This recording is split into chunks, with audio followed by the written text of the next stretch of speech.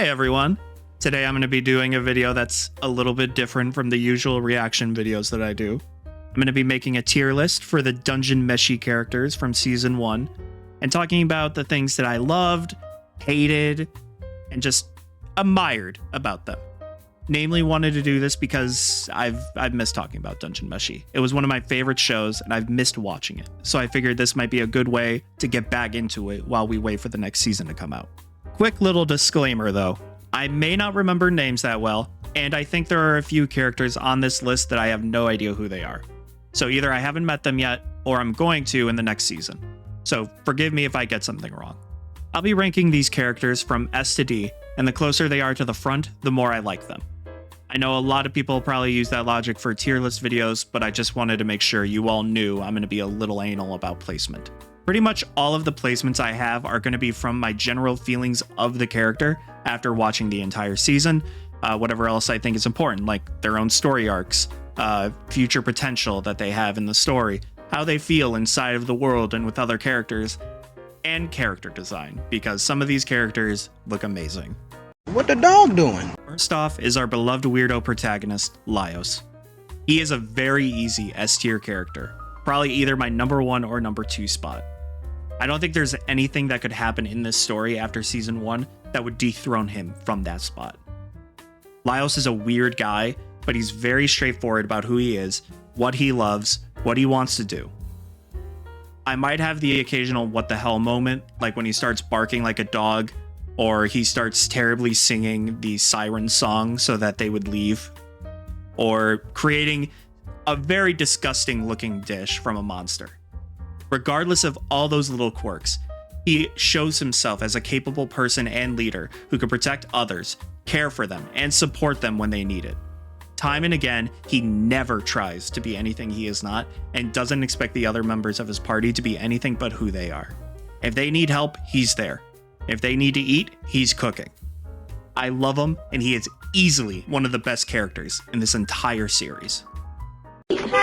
Get in, loser, we're going shopping. Next up is our favorite half-elf mage, the girl boss, girl failure combo supreme, and one of the best written characters in the show, Marcille. She has been the other top spot in my favorite character rankings forever. She's very easily an S tier character. She helps carry the show through her emotional writing, her expressive displays of power and love, her gentleness mixed with the darker need to protect and control things around her to keep them safe. She is a complex character, and through the season, she has been easily one of my favorite characters. Her dynamic personality fits into every scene no matter what it is calling for. If you want funny, watch her freak out about feeling useless in the party and making things 10 times worse trying to concoct an Ed, and Eddie plan. Want to see her flex some magical prowess? Watch her use the blood and meat of a literal dragon to resurrect the essence of the one person she loves the most, using some of the darkest, most taboo magic known to the world. She's a pillar of this show, and I have high hopes for her in season 2. The worst I could think possibly for her is if she drops to a lower S. There is no way I will ever hate her. Easy S tier. Do you suffer from a lack of a father figure? Now we come to our first non-S tier character, but still probably one of the most entertaining to watch, Chilchuck. To me, Chilchuck is a very high A tier character, with a lot of strengths in being the straight man of the party, being one of the most skilled of the party, while also being a crazy little guy that has a very good dynamic with everyone he interacts with. He's fun to watch work and see how seriously he takes his job. He never leaves them to dry, always keeping focus to keep everyone safe. And though he's quick to yell and shout at them when things go off script, it's because he cares about them just as much as he cares about doing a good job. The reason why I put him in A tier is because I would like to see more story arcs or beats that have him as a focus.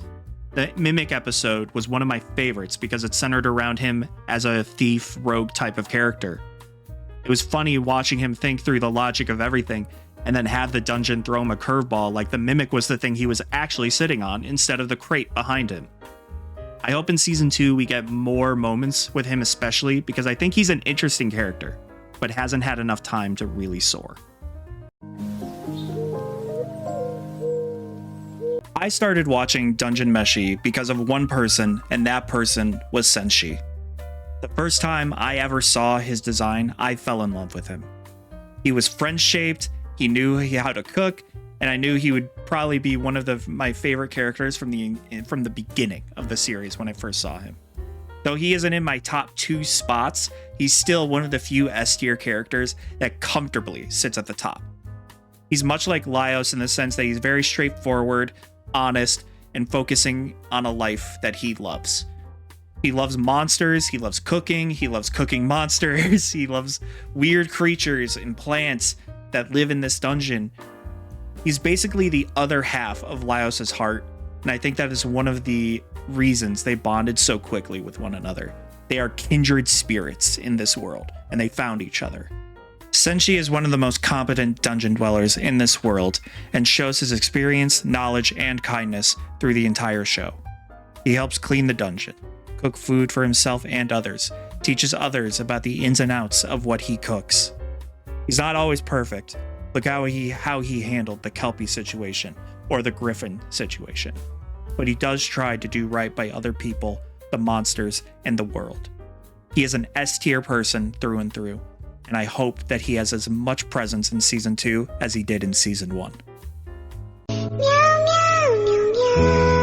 Another A-tier member of the Laios party, but one that I found myself enjoying the more I saw of her, Izutsumi. She's been a great addition to the party, and one of the biggest tragedies is that she didn't join much sooner than she did. I love how unrefined, animalistic, and self-centered she is compared to the other party members. I think it adds a new dynamic that wasn't really there before, and highlights how important it is to really rely on your party to survive in this dungeon. She's a very cool character, and I think the reason she is below Chilchuck is because I think she needs more focus for some adventures to highlight her personality and her own story arc. She seems to have the most connection with Marcille and Senshi out of everybody in the party, like when Senshi was teaching her how to eat properly, or when they visited the village and she was clinging to Marcille like she was the only person she liked while acting more like a cat. Another part of her character that I love, how cat-like she is as a person, where you have to earn her trust so that she can cozy up to you. I hope she gets more focus in Season 2. But until then, she's with Chilchuck in A tier. Yippee! Falin is a very interesting character to me because of how prominent she is to the story, to the characters, and to the dungeon itself as the story continues. She started off as just the sister of Laios, friend and peer of Marcille, healer to the party, and just overall sweet friend of the group. Seeing her save her party while in the jaws of death itself, she really showed to me the kind of person she is and why she was so close to everybody. They saw her true heart and ability, and people wanted to be around her. Seeing her dead, brought back to life, and then taken from the party to be transformed into a monster was hard for me to watch. It felt like the poor girl was put through so much, like torment and body horror. I hope Season 2 has a good solution to her current form right now, because I would love to see her return to the party in some way. For now, though, she's high A tier. Kind of bridging near S, but I'm kind of waiting to see how all this wraps up in some way. Oh shit, here we go again. Shuro is an interesting character because on one hand, I see a lot of his flaws as a direct opposite to someone like Laios. Shuro is very responsible, prideful, and goal-oriented as a person, but he's also very reserved. He doesn't like showing his true feelings, or at the very least doesn't feel comfortable doing so. The most we ever see from him in that regard is his romantic interest in Falin, and how after the party wiped to the dragon, he spent so much time not resting or eating just because he wanted to get back down to that floor to save Falin from the dragon. I think the reason I put him in A tier is because while I like him being a foil to Laios as a character, I find myself never really rooting for him when it came to his pursuit of Falin or how he treats other people. His most interesting scenes were when he finally let himself speak his true feelings to Laios, and Laios coming to terms with the fact that the friend that he thought he had was actually sick of his attitude and actions. It really highlighted the best and worst parts of their personalities and made both of them so much more interesting as characters. I don't know if I would want to see Shuro as prominently in the next season, but I don't hate him. What he brought so far is good enough for me, and if he just sidelined himself, I would be fine with that. Maizuru is kind of sidelined for me in Shuro's group, namely because I liked him, Izutsumi, and Tade a lot more. They were way more interesting to me, both character and design-wise, than her. I do think, though, one of her more interesting aspects is the use of paper magic seals that have like a wide range of abilities, like summoning demons, healing, teleportation. But other than that, there's not really a whole lot about her that's very interesting. Wait a minute! Who are you? Along the same lines as Maizuru, Hien has little screen time for me to really get a feel for her as a person, but being a ninja like warrior lady makes me like her a little bit more. She obviously is strong, but one of the things that I remember her doing was being very sweet to Tade, so that's a huge plus for me. Another one. Basically the same as Hien. She has little screen time and little presence, but overall I think a cool concept of a character. Being matched with the other ninja-like characters and having a little squad of ninjas is very cool, but other than that, she's very unremarkable. It's perfect. Tade is one of my favorite character designs in the entire show, and every time I hear her talk, I love her even more. I think she's one of the sweetest people, from how she interacts with her party, with others, and with the monsters while she's fighting them. She's funny, she's a little clumsy, she's strong. Though she doesn't really have a lot to do with the main story itself, I find myself instantly loving her whenever I see her. Please give me more Tade next season. I need her. That's it! I'm getting me mallet!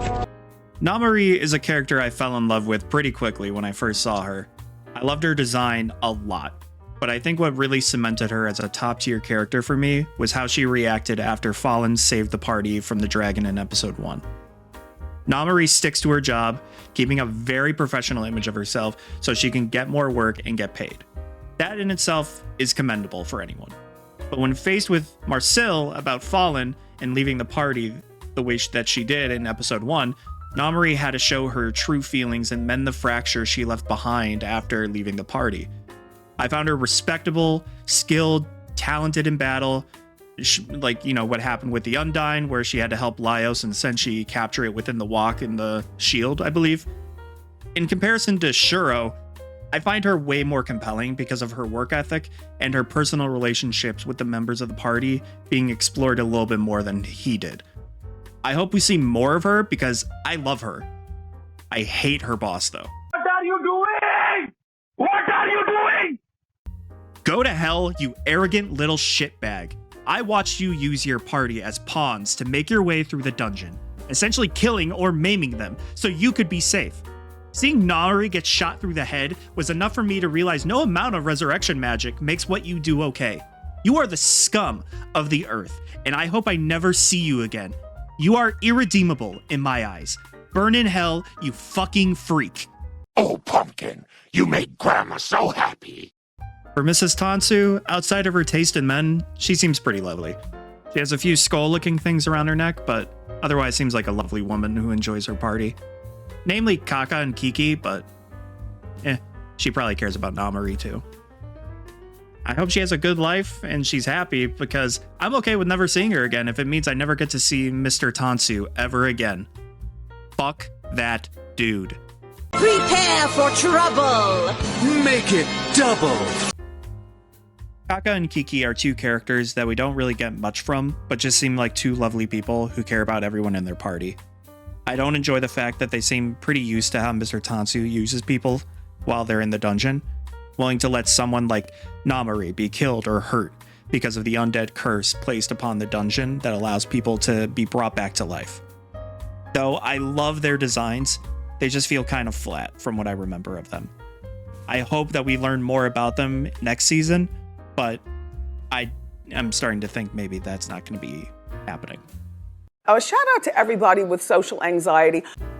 I talked about Shuro being an interesting foil for someone like Laios, but the real foil is Kabru, and boy howdy, I love this little overthinking guy. Compared to Laios, Kabru thinks a lot about the bigger picture of the dungeon, how people act in and around the dungeon, and how the dungeon affects the environment. This all stems from the past that he has, where, if I remember correctly, his entire village, friends and family included, were slaughtered by monsters from a dungeon coming up to the surface. It's why he was so cautious and paranoid about the current dungeon, especially because it seems both similar and more dangerous than the one he knew previously. One thing that I found funny is how he tries to cautiously mirror and copy people he doesn't know how to read or suspects of something more nefarious. How he tries to play into Laios' love for monsters to try and better understand what kind of person he is, but ultimately finds out that Laios is just a dork who really loves monsters but tries to do right by everyone he meets. Kabru, I think, likes Laios and understands now that he isn't a threat like he thought he was, but maybe someone who could be influenced to the side of monsters and the dungeon, which scares him. I could see a conflict between these two that's a little bit more intense than the one Laios had with Shuro, but we're going to have to wait and see on that. Anyway, Kabru is easily one of the more interesting and better written characters in the show, so he goes into S tier.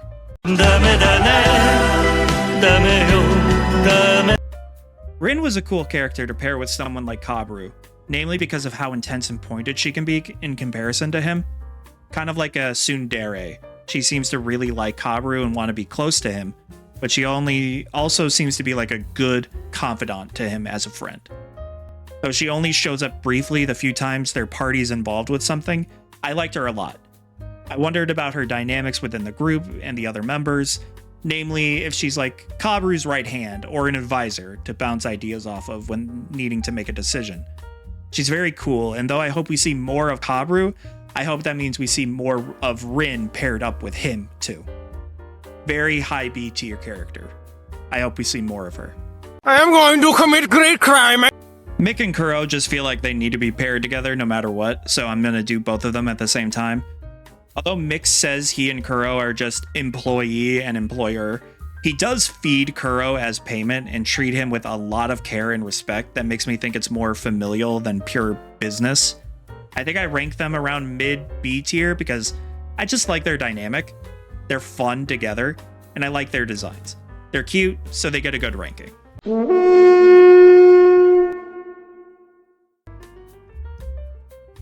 I had to look up her name because I couldn't remember it if it was ever said, and if it was, it went right through one ear out the other. Daya is the little dwarf woman in Kabru's group. I love her design. Very old school cartoon looking dwarf Viking kind of design. It's cute, but other than that, she's kind of characterless to me. She seems nice and she looks like she's kind of intense, but other than that, she doesn't really have anything stand out to me. Obviously, if she's part of Kabru's group, she must know something or be a good party member to have with, but I don't know her. And honestly, I'm fine if we get nothing about her later on. She's mid-tier C, honestly. But yeah, she's just kind of blank. She's not a deep lore kind of character.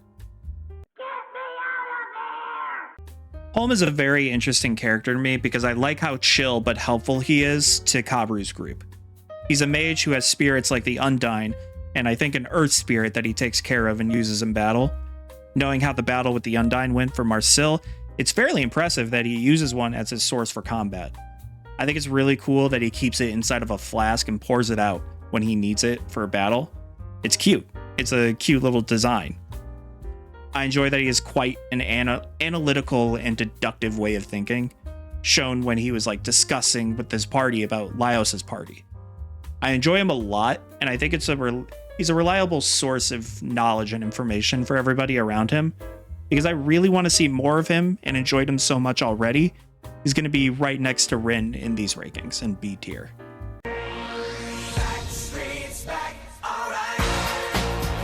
So I don't know much about this group of elves, but I do remember somebody calling them the Canaries, which I thought was both a very cool and very cute name for a group of what seems to be elite elf warriors.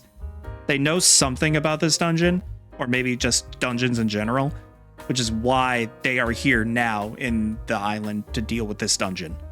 All of them have cool designs, but the biggest two that stuck out to me were the Shigaraki-looking elf and the brown-skinned elf that with like gold-looking marks on her face.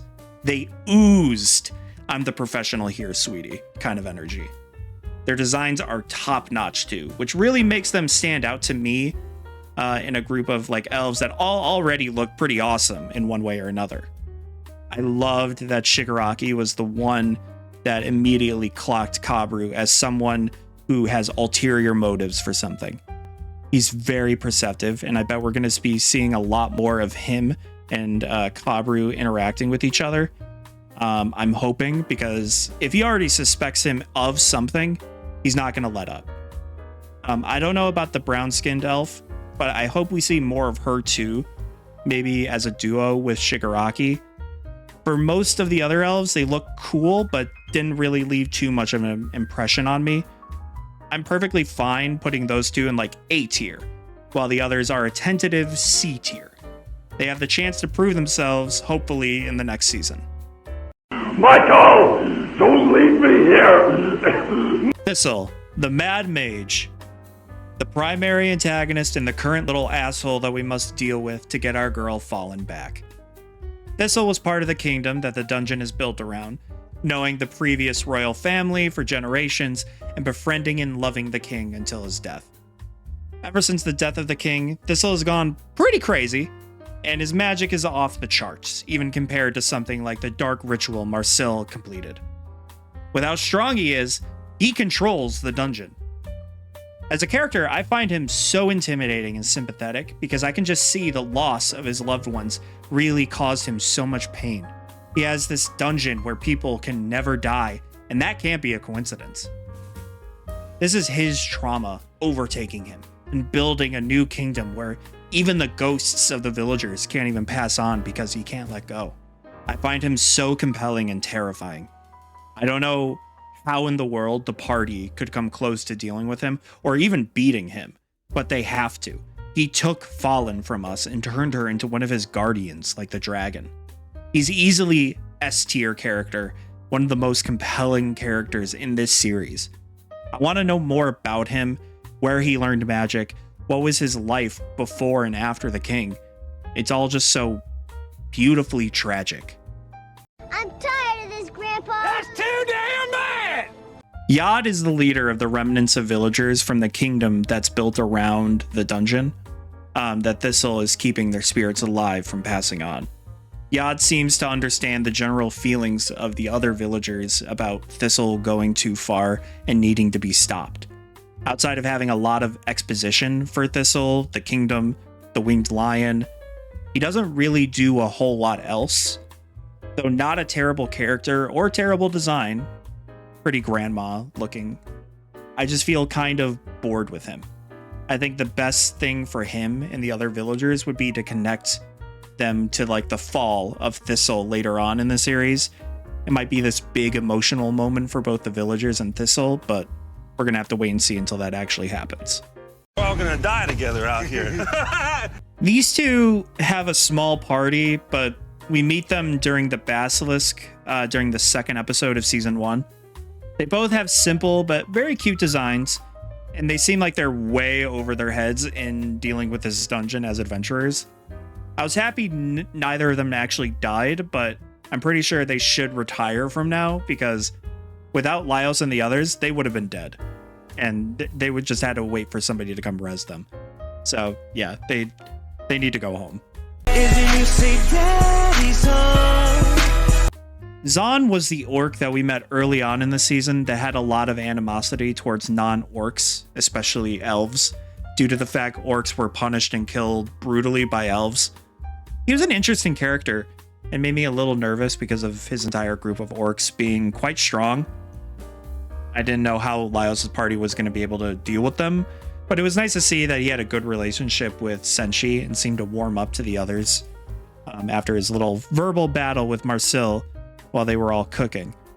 Ultimately, I think his character was the best way to kind of display the racial tensions between the races of the world and show how unifying the act of cooking and eating can be when everyone participates.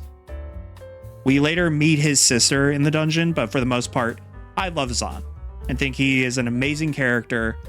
I hope we can see him again, and he deserves a spot in the A tier. Yeah, I'm a bad bitch. You can't kill me. I love Lead. Flat out. I think she's one of the coolest designs in the entire show. I think her character really displayed itself when she confronted and advised Chilchuck after he was having a crisis of faith deciding what to do after the dragon battle. She's straightforward, believes in honesty and friendship, but she isn't afraid to fight tooth and nail if need be. She doesn't seem to be someone easily pushed around or swayed by kind words. If it wasn't for the fact that the party met her brother earlier, they might have just killed Laios' entire group without a second thought. Lead, like her brother, is amazing and belongs in A tier for everything she has done and stands for. How she talked with Chilchuck stays with me because she doesn't mince words and cuts to the core of the matter when he is feeling a great amount of fear and anxiety. But she doesn't do it cruelly or stubbornly.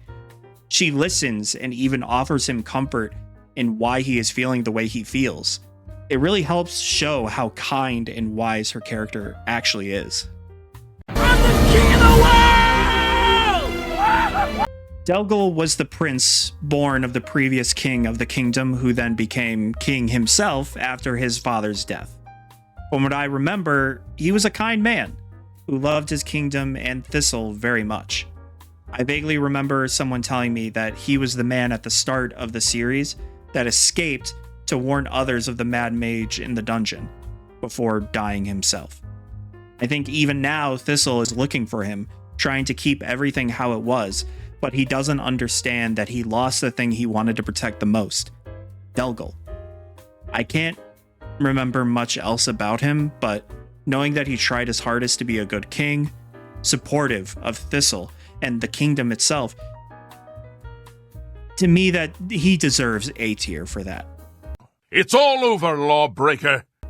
And there it is, the final placement in our Dungeon Meshi character tier list. Obviously, we were missing a couple of characters, but I'm pretty happy with how everyone is placed. The show was beautifully made by the creator Ryoko Koei and Studio Trigger. They animated this series beautifully. I've noticed for a while that the series is very beloved with a lot of fans and that interact with everything that they can find. It's so lovely to see so many people so passionate about this series with some great themes, story arcs, and character designs. It really feels like such a masterpiece of a series, and I'm really happy that I had the chance to watch it for the first time with all of you on this channel. Before we sign off, I just wanted to thank all of you for watching. Hopefully my placements didn't make any of you mad, but please let me know who would you rank where in the comments. I'd love to see how many people differ from me on this and why. Alright guys, thank you again, and please remember to like, comment, and subscribe. I'll see you all in the next one. Bye!